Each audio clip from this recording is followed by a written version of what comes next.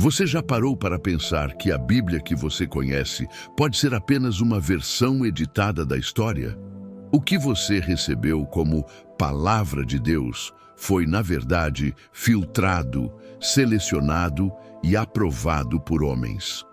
Homens com agendas políticas, disputas de poder e visões específicas sobre o que deveria ou não ser considerado sagrado. A Bíblia cristã atual, seja a católica ou a protestante, não caiu do céu pronta. Ela foi moldada ao longo de séculos, e muitos textos considerados sagrados por primeiros cristãos foram deliberadamente excluídos. Quem foram essas pessoas que decidiram o que você deveria ler? Por que certos livros foram banidos enquanto outros foram elevados à categoria de divinos? Imagine que nos primeiros séculos após Jesus existiam dezenas, talvez centenas, de evangelhos, cartas e textos sagrados circulando entre as comunidades cristãs. Alguns falavam de Jesus como um mestre espiritual que ensinava a iluminação interior. Outros traziam revelações explosivas que desafiavam a estrutura de poder religioso que estava se formando. Mas no final, apenas 27 livros entraram no Novo Testamento. Quem decidiu isso? A resposta envolve política, supressão de ideias e uma batalha pelo controle da narrativa espiritual. O que você vai descobrir é que a Bíblia não foi simplesmente revelada, ela foi construída. Os primeiros seguidores de Jesus não tinham um livro sagrado unificado. Eles circulavam entre comunidades dispersas pelo Império Romano, cada uma com suas próprias tradições e escritos considerados inspirados. Evangelhos como os de Tomé, Filipe e Maria Madalena eram lidos ao lado do que hoje chamamos de Mateus, Marcos, Lucas e João. O que poucos sabem é que a diversidade de textos refletia uma diversidade de entendimentos sobre quem foi Jesus e qual era sua mensagem central. Enquanto alguns grupos enfatizavam a crucificação e ressurreição, outros viam Cristo como um mestre da sabedoria interior, cujos ensinamentos levavam ao autoconhecimento e libertação espiritual. Fragmentos históricos revelam que muitos desses textos alternativos eram tão populares quanto os canônicos nos primeiros séculos. O Evangelho de Tomé, por exemplo, contém ditos de Jesus que não aparecem na Bíblia tradicional, incluindo a polêmica declaração: "Se vocês trouxerem à tona o que está dentro de vocês, o que trouxerem à tona os salvará." Esta pluralidade começou a ser vista como ameaça quando líderes cristãos buscaram consolidar uma única versão autorizada da fé. O processo não foi pacífico. Envolveu queima de manuscritos, excomunhões e acusações de heresia contra quem mantinha escritos proibidos. À medida que o cristianismo crescia, uma batalha silenciosa se travava nos bastidores do poder religioso. Você já imaginou que a verdade única pregada hoje foi decidida em meio a intensos conflitos teológicos? No século II, figuras como Ireneu de Lyon e Tertuliano começaram a definir o que seria considerado ortodoxia e o que seria condenado. Como heresia, o critério não era tão espiritual quanto se pensa. Muitas decisões dependiam de alinhamento com as igrejas que detinham maior prestígio: Roma, Antioquia, Alexandria; compatibilidade com a estrutura hierárquica que se formava; utilidade política para unificar o Império Romano em crise os gnósticos. Por exemplo, foram perseguidos não porque seus ensinamentos fossem falsos, mas porque pregavam que a salvação vinha do conhecimento interior, gnosis, não da mediação clerical. Isso ameaçava o nascente poder dos bispos. Documentos como a Carta de Ptolomeu a Flora revelam como esses grupos tinham sistemas teológicos sofisticados, totalmente diferentes do que a Igreja oficial permitiria. O mais chocante: muitos textos considerados heréticos continham ensinamentos que hoje seriam vistos como profundamente espirituais. Mas na luta pelo controle das almas, a diversidade precisava ser eliminada. O Concílio de Nicéia, em 325 d.C., se tornou um mito distorcido pela cultura popular. Muitos acreditam que ali a Bíblia foi montada por votação, como se os bispos tivessem escolhido os livros sagrados em uma eleição divina. A verdade é mais complexa e reveladora.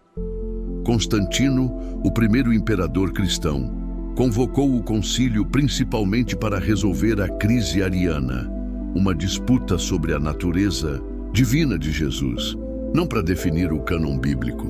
Porém, esse evento marcou o início de uma perigosa aliança entre trono e altar que moldaria o cristianismo para sempre. Documentos históricos mostram que nenhuma lista oficial de livros bíblicos foi decidida em Nicéia. O poder imperial começou a financiar e controlar cópias oficiais das Escrituras. Bispos, aliados ao governo, ganharam precedência sobre vozes independentes. Há ironia. Muitos textos hoje considerados apócrifos eram lidos publicamente nas igrejas do século IV, enquanto vários livros canônicos, como Apocalipse, ainda enfrentavam forte resistência. A canonização foi um processo lento de imposição de autoridade, não uma revelação celestial. Constantino não se converteu ao cristianismo por fé, mas por estratégia política. O Império Romano estava fragmentado e ele viu na crescente comunidade cristã uma força unificadora poderosa. Sua conversão marcou o momento em que a espiritualidade genuína começou a ser cooptada pelo controle estatal. O imperador ordenou a produção de 50 Bíblias luxuosas em pergaminho, distribuídas às principais igrejas. Pela primeira vez na história, havia uma versão oficial das Escrituras, copiada sob supervisão imperial. Isso criou um precedente perigoso. Textos que contradiziam a versão oficial eram destruídos. Scribes recebiam ordens específicas sobre como traduzir. Passagens controversas. A doutrina da igreja se tornou lei do império. Você sabia que Constantino manteve seu título de Pontifex Maximus, sumo sacerdote pagão, mesmo após se declarar cristão? Sua visão era clara. O cristianismo deveria ser uma religião de Estado, não um caminho de libertação espiritual. Os bispos que se aliaram a esse projeto ganharam poder terreno em troca de silenciar vozes dissidentes. Os evangelhos apócrifos revelam um cristianismo radicalmente diferente daquele que você conhece. Enquanto a Bíblia canônica foi meticulosamente preservada, textos como o Evangelho de Tomé, o Evangelho de Maria Madalena e o Evangelho de Judas foram enterrados no deserto egípcio por séculos, até que descobertas acidentais os trouxeram à luz no século XX. O que esses documentos proibidos contêm? Evangelho de Tomé, 14 ditos secretos de Jesus, incluindo o reino de Deus está dentro de vocês. Uma mensagem de despertar interior que desafiava a hierarquia eclesiástica. Evangelho de Maria revela Maria Madalena como a discípula mais avançada, a quem Jesus ensinava mistérios profundos, uma narrativa que contradiz a marginalização das mulheres na igreja. Evangelho de Judas apresenta Judas não como traidor, mas como o discípulo que compreendeu o plano cósmico, uma perspectiva que desestabilizava a teologia da redenção. Arqueólogos estimam que menos de 1% dos textos cristãos primitivos sobreviveram à destruição sistemática. Cada fragmento recuperado nos mostra o quanto foi perdido e o quanto ainda pode estar escondido em bibliotecas secretas ou sítios arqueológicos não explorados. Os gnósticos representavam uma corrente espiritual que a igreja nascente fez questão de apagar da história. Seus ensinamentos revelavam que a salvação vem do autoconhecimento, gnosis, não de rituais ou hierarquias. Deus do Antigo Testamento não seria o verdadeiro Pai, mencionado por Jesus. Cada ser humano contém uma centelha divina capaz de despertar. Textos, como o Apócrifo de João, descrevem um cosmos complexo onde arcontes, forças opressoras, mantêm a humanidade aprisionada na ilusão. Conceito que ecoa surpreendentemente com a ideia moderna da Matrix. A ironia trágica? Muitas práticas que hoje associamos ao cristianismo esotérico, meditação, busca da iluminação interior, reconhecimento da divindade pessoal, eram justamente as que os gnósticos praticavam e que foram declaradas heréticas. Santo Irineu, em seu livro Contra as Heresias, admitia que os gnósticos possuíam ensinos mais profundos sobre Deus. Mas essa profundidade era exatamente o problema. Uma espiritualidade que dispensava intermediários não servia aos interesses da nascente instituição eclesiástica. O cânone bíblico, como o conhecemos hoje, foi formalizado através de um lento processo político, não por intervenção divina. Entre os séculos IV e V, diferentes concílios regionais propuseram listas contraditórias de livros inspirados. A versão final que você tem em suas mãos foi decidida por 3 fatores principais. Consenso geopolítico. Bispos das sedes mais poderosas, Roma, Alexandria, Antioquia, impuseram suas preferências. Controle doutrinário.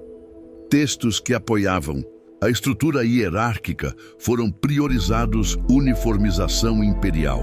O Estado romano precisava de uma única versão oficial para administrar seu império cristianizado. O Concílio de Hipona, 393 d.C., e o de Cartago, 397 d.C., são frequentemente citados como os momentos de definição canônica. Porém, registros históricos mostram que vários livros canônicos, Hebreus, Apocalipse, ainda geravam intensa controvérsia.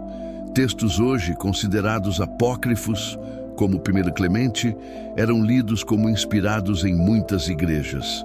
A lista final só se consolidou realmente no século VII, após repetidas imposições de Roma. A manipulação dos textos sagrados foi muito além da simples seleção de livros. Envolveu alterações sutis por copistas ao longo dos séculos. Estudiosos como Bart Ehrman identificaram mais de 400.000 variantes textuais nos manuscritos do Novo Testamento. Algumas mudanças foram acidentais, mas outras revelam claras intenções doutrinárias. A mulher adúltera, João 7:53-8:11. Esta famosa passagem não aparece nos manuscritos mais antigos, tendo sido acrescentada séculos depois. A Trindade. Em 1 João 5:7-8, o chamado Coma Joanino foi uma adição medieval para fortalecer a doutrina trinitária. Marcos 16:9-20. Os versos finais sobre pegar em serpentes foram adicionados após o original terminar abruptamente no verso 8. O caso mais revelador é o do Evangelho de Marcos. Seu final original, que não menciona aparições do Cristo ressuscitado, foi considerado tão problemático que copistas criaram 3 finais diferentes para corrigir o texto. Essas alterações mostram como a Bíblia foi sendo moldada para se adequar à teologia dominante em cada época. A supressão das vozes femininas na tradição cristã não foi acidental, foi sistemática. Evidências históricas revelam que pelo menos 29 textos atribuídos a mulheres circulavam nas primeiras comunidades cristãs. Mulheres ocupavam posições de liderança como diaconisas, profetisas e até apóstolas. O Evangelho de Maria mostra Madalena como detentora de ensinamentos secretos que Pedro desconhecia. A transformação de Maria Madalena de apóstola dos apóstolos ocorreu através de manipulação textual. Passagens sobre mulheres líderes foram suavizadas ou removidas. Pseudepigrafia, cartas falsamente atribuídas a Paulo, como 1 Timóteo 2:12, proibindo mulheres de ensinar. Iconografia deliberada. a fusão artística de Madalena com outras figuras femininas para criar a narrativa da pecadora. O apócrifo Atos de Paulo e Tecla revela como uma discípula feminina desafiava as normas de gênero, batizando e pregando. Este texto foi declarado herético justamente porque ameaçava a estrutura patriarcal que se consolidava. A Bíblia tornou-se o mais poderoso instrumento de controle social da história ocidental. Através do monopólio das Escrituras, a Igreja estabeleceu controle da verdade. Só os clérigos podiam interpretar os textos sagrados. Justificativa divina para hierarquias. Passagens selecionadas apoiavam a autoridade dos reis e papas. Supressão de dissidências. Qualquer questionamento era tratado como heresia. A Vulgata Latina, tradução oficial feita por Jerônimo no século V, tornou-se arma de dominação. O acesso aos originais gregos e hebraicos foi restrito. Traduções vernáculas foram proibidas por séculos. Leitores comuns dependiam da mediação clerical. O caso dos valdenses é emblemático. Este movimento do século XII foi exterminado por traduzir a Bíblia para o provençal e pregá-la sem autorização eclesiástica. A mensagem era clara. As Escrituras não eram para ser compreendidas, mas obedecidas. As descobertas arqueológicas do século XX rasgaram o véu da história oficial. Em 1945, um camponês egípcio tropeçou nos códices de Nag Hammadi, uma biblioteca gnóstica enterrada no deserto no século IV para escapar da destruição. Esses textos revelaram 52 escritos cristãos primitivos completamente diferentes dos canônicos, ensinamentos secretos de Jesus sobre iluminação e autoconhecimento, visões alternativas da criação que desafiavam o Gênesis tradicional. Paralelamente, os manuscritos do Mar Morto, descobertos em 1947, mostraram que o judaísmo do tempo de Jesus era muito mais diversificado do que se imaginava. Muitas ideias atribuídas ao cristianismo já existiam em seitas judaicas anteriores. A redação do Antigo Testamento sofreu manipulações significativas. Essas descobertas provam que a história espiritual da humanidade é infinitamente mais rica e mais controvertida do que as versões oficiais permitiam supor. Por que essa verdade histórica foi tão meticulosamente ocultada? A resposta reside em 3 pilares de controle. Poder temporal. Uma religião unificada era essencial para governar impérios.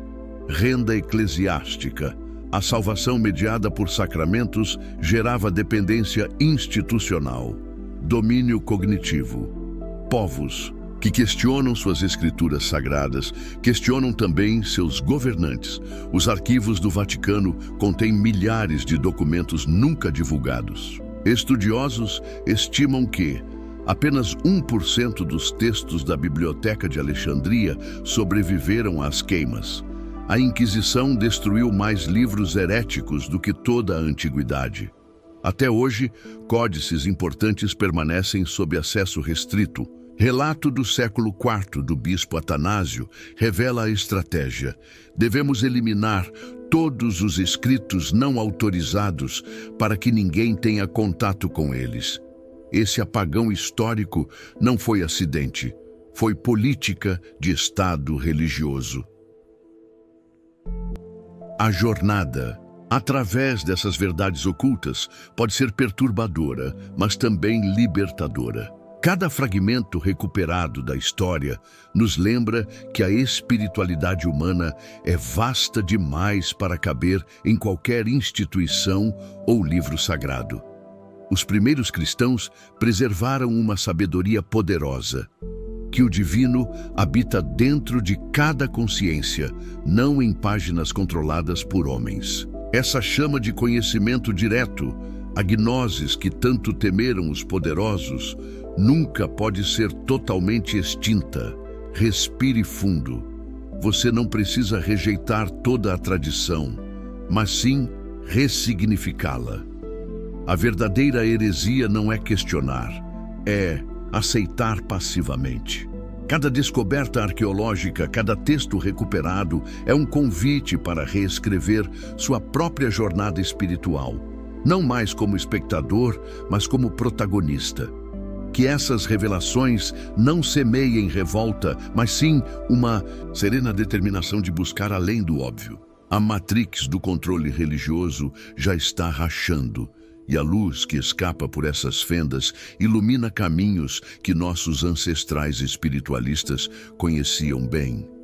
O despertar não é destruir a fé, mas redescobrir sua essência mais pura, livre, pessoal e intransferível. Esse vídeo não apareceu para você por acaso, você pode estar despertando e eu vou te ajudar nessa jornada. Se inscreva e ative as notificações, porque isso é só o começo.